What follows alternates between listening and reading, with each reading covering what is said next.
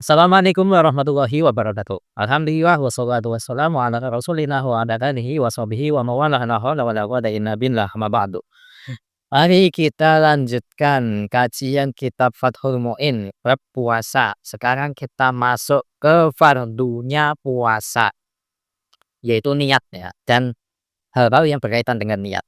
Kita mulai a'udzubillahi minasyaitonirrajim. Bismillahirrahmanirrahim. Qala al-musannifu Asy-Syaikh Zainuddin bin Abdul Aziz Al-Malibari radhiyallahu ta'ala anhu wa rahimahullahu ta'ala wa nafa'ana bihi wa bi ulumihi wa bi ulumi sa'ir sonidina wa bi ulumi masyayikhina fid dharaini amin ya rabbal alamin. Wa farduhu ay as-shaumi niyatun til qalbi. Fardunya puasa adalah niat di dalam hati. Wala yusyaratu at-talaffudu biha bal yundabu. Dan tidak disyaratkan untuk melafadzkan niat, akan tetapi itu hanya sunnah. Wala yujzi'u anha at-tasafuru wa in qasada bihi at-tapawiyya ala shaumi. Ketika seseorang melaksanakan sahur, itu tidak cukup hanya dengan sahur, tapi tidak niat. Ya, itu tidak cukup meskipun orang tadi itu bermaksud supaya dia itu mampu untuk kuat ketika melaksanakan puasa. Jadi hanya bermodalkan sahur tanpa niat itu tidak cukup. Walal imtina'u min tanawuli muftirin khaufal fajri. Begitu juga tidak mencukupi bagi orang yang mau berpuasa, yaitu orang itu tidak mengkonsumsi segala hal yang bisa membatalkan puasa setelah fajar. Ya, hanya bermodalkan tidak makan apapun setelah fajar, tidak minum apapun setelah fajar, tidak melakukan hal-hal yang membatalkan puasa setelah fajar, hanya bermodalkan itu tanpa niat di malam hari, tidak cukup. Malam yahtiru, khotoro yahtiru atau khotoro yahtoru, saya lupa itu fi'il mudhari'nya. Saya baca malam yahtir ya, kalau misalkan salah tolong dikoreksi. Malam yaktir bibalihi as-saumu bisifati allati yajibu at-ta'arrudu laha fin niyati. Selama tidak terbesit dalam pikirannya, apa yang tidak terbesit yaitu melaksanakan puasa dengan sifat-sifat yang yang mana wajib bagi seseorang untuk menunjukkan sifat-sifat tadi ketika niat. Paham gak sih maksudnya?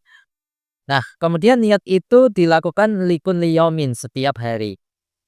Falau nawa awwala lailatin min ramadhana sauma jami'ihi lam yakfi li ghairil yaumi al-awwali. Tatkala seseorang itu niat untuk berpuasa di seluruh hari di bulan Ramadan dan niatnya itu dilakukan di awal malam dari bulan Ramadan, maka itu tidak cukup, akan tetapi yang cukup itu hanya pada hari pertama saja, sedangkan untuk hari kedua dan seterusnya itu tidak bisa. Qala syekhuna, lakin yang bagi dzalika liyaksula lahu shaumul yaumil ladzi nasiya an-niyata fihi inda malikin. Akan tetapi guru kami mengatakan bahwa kegiatan tersebut itu semestinya dilakukan atau sebaiknya dilakukan, yaitu pada awal malang di bulan Ramadan orang itu niat seluruh hari di bulan Ramadan. Itu sebaiknya dilakukan supaya ketika dia melaksanakan puasa pada hari di mana dia itu lupa untuk niat pada hari itu puasanya tetap sah. Dan itu menurut pendapatnya Imam Malik, bukan Imam Syafi'i ya. Kama tusannu lahu awwalal yaumil ladzi nasiyaha fihi yahsulalahu saumuhu inda Abi Hanifata. Sebagaimana disunahkan bagi seseorang untuk melaksanakan niat pada hari pertama di mana orang itu lupa melaksanakan niat pada hari pertama tersebut supaya puasanya itu tetap tetap berjalan atau puasanya itu tetap ya berjalan, dan itu menurut Imam Abu Hanifah. Jadi menurut Imam Abu Hanifah niat berpuasa itu tidak wajib, hanya sekedar sunnah itu ya. Wa wadihun anna mahallahu in kullida. Saya bacanya di mabni majhul kan ya. Wa illa kana mutalabisan bi ibadatin fasidatin fi iqtiqadihi. Maka jelas bahwa sesungguhnya posisinya hari pertama itu ditaklid alias diikuti. Seperti itu. Namun manakala hari pertama itu tidak diikuti, maka orang tadi telah melaksanakan ibadah yang rusak pada keyakinannya. Itu.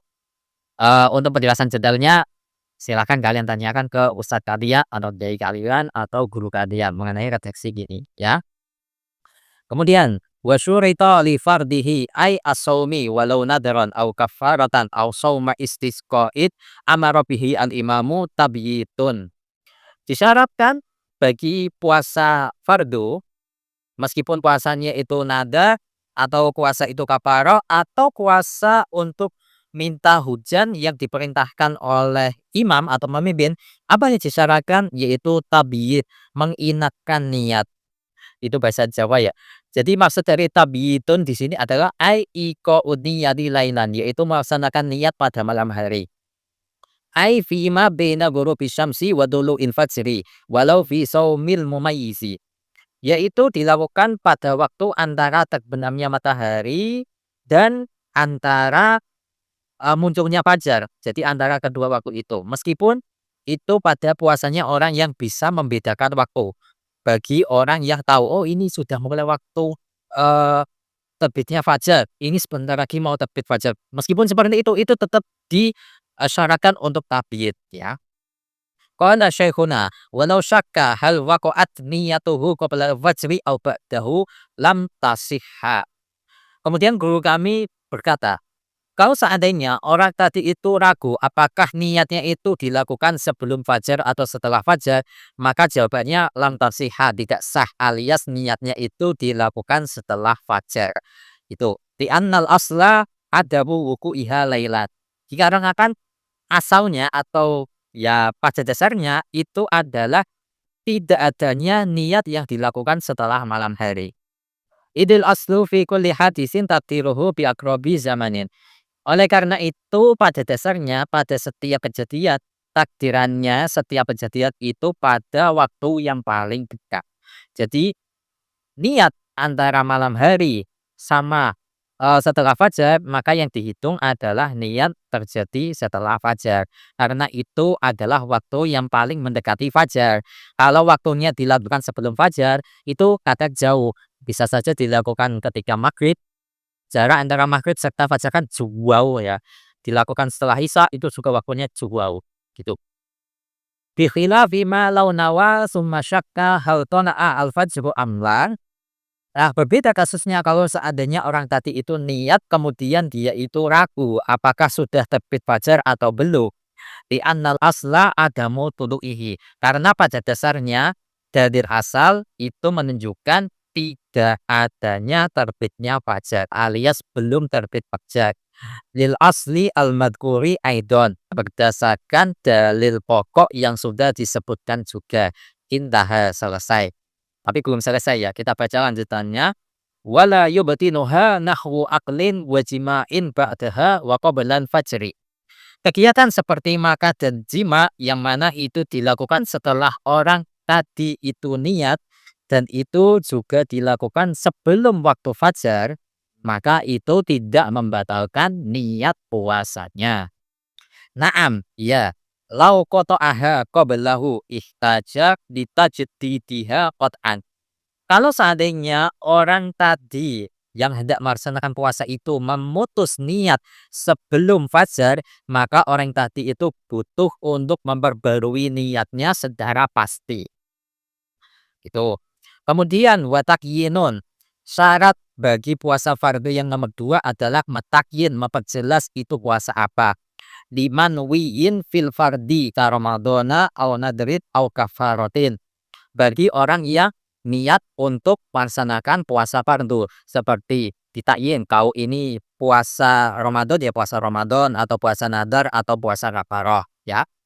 Di ayyan wiya pelalai latit annahu imun godan an ramadana awin nadari awil kafarati wa illam yu'ayyin sababaha.